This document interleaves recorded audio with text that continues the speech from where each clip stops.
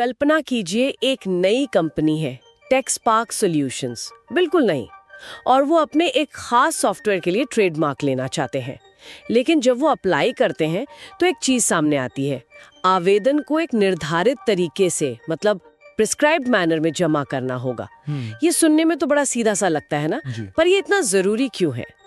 आज हम इसी निर्धारित तरीके पर थोड़ी गहराई से बात करेंगे।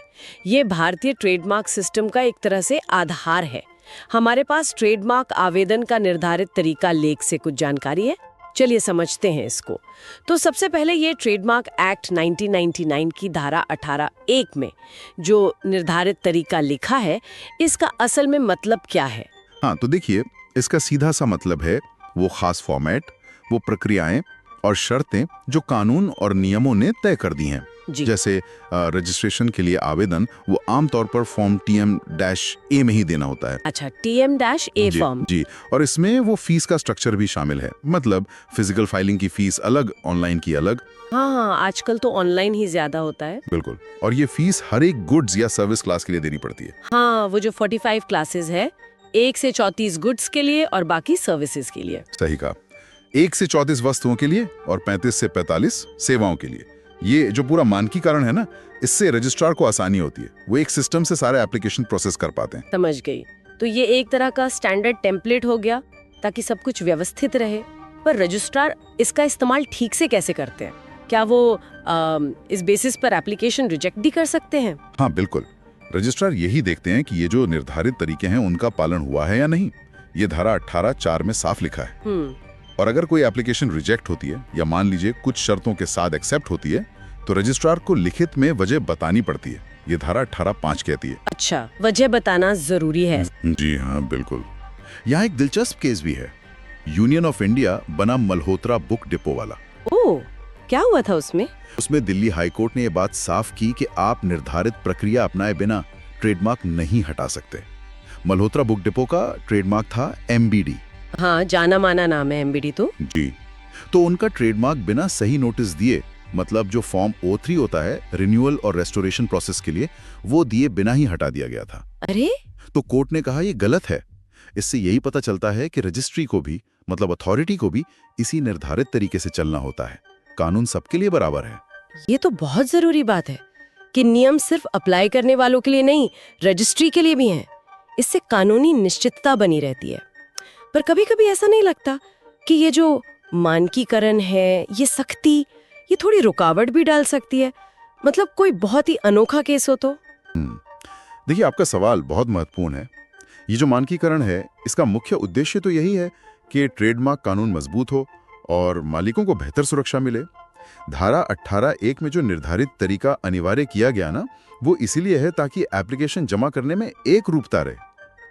कंसिस्टेंसी। हाँ, इससे रजिस्ट्रार के लिए जांचना और फैसला लेना आसान हो जाता है। आप सोचिए, अगर हजारों एप्लीकेशन अलग अलग तरीके से आने लगे तो कितनी गड़बड़ हो जाएगी। सही बात है, संभालना मुश्किल हो जाएगा। जी, तो ये मानकीकरण जिसमें फॉर्म, फीस, क्लासिफिकेशन सब आता है, इसी वजह से जरूरी है। ये एक रेगुलेटरी अथॉरिटी यानी ट्रेडमार्क रजिस्ट्री के उद्देश्य से भी जुड़ता है। इसके बिना तो रजिस्ट्री शायद ठीक से काम ही ना कर पाए।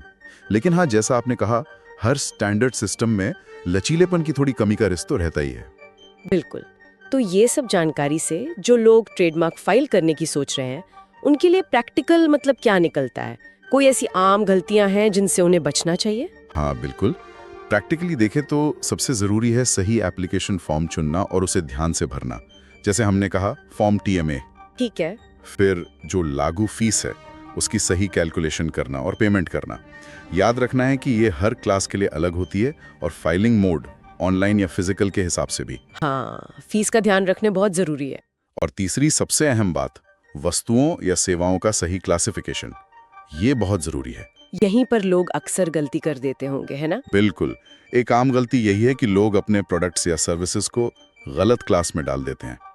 इससे फिर ऑब्जेक्शंस आते हैं या बेकार की देरी होती है। तो वो जो अंतर्राष्ट्रीय क्लासिफिकेशन सिस्टम है, उसको ठीक से समझना पड़ेगा। जी हाँ, नाइस क्लासिफिकेशन जिसे कहते हैं, उसको समझकर अपने लिए सही क्लास पहचानना। इन चीजों पर अगर ध्यान दिया जाए तो प्रोसेस काफी स्मूथ रहता है और रजिस्ट्रेशन के चांस बढ़ जाते हैं। तो संक्षेप में कहें तो आज की बातचीत के मुख्य बिंदु ये हैं।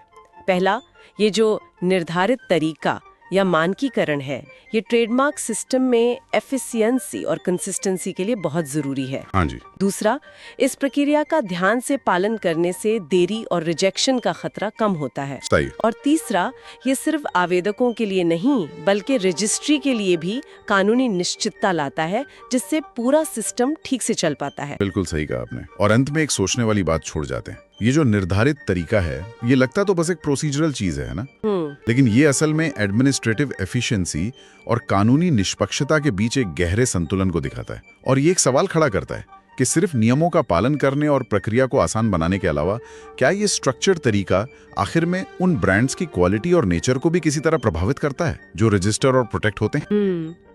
मतलब क्या ये सिर्फ प्रक्रिया को सरल बना रहा है या ये भी तय कर रहा है कि किस तरह के निशान आखिर में रजिस्टर हो पाते हैं? ये वाकई सोचने वाली बात है।